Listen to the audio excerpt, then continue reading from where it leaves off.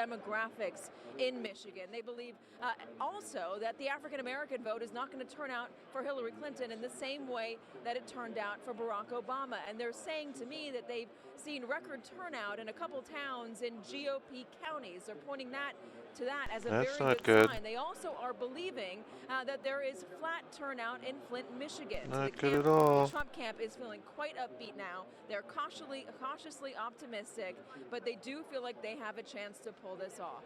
Lester. Katie Turr, thanks very much. All this conversation about Ohio, let's go there. NBC's Chris Jansing is in Cleveland watching that very tight race. Chris?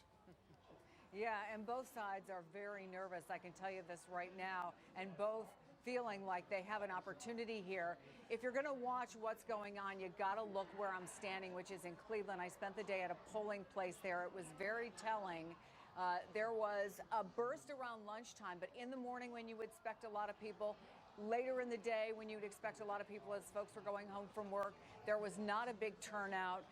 The director of the elections board here in Cuyahoga County was saying, well, I still think that we'll get up around 67%, but the reports that were coming in weren't that there were lines, weren't that there was any big last-minute rush. And I will tell you, one thing to look at from the exit polls is the economy, very important to people here in the Rust Belt, and who is better at handling it.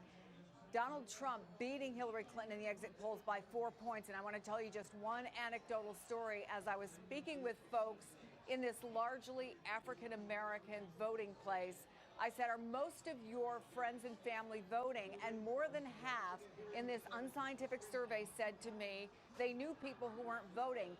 And I thought it might be about the tenor of the race. They said it wasn't that at all. They felt, as African Americans, that the resurgence in the economy had not impacted them, that they were not being served by Washington. So watch this vote coming in Cuyahoga County and that reaction from an unexpected place.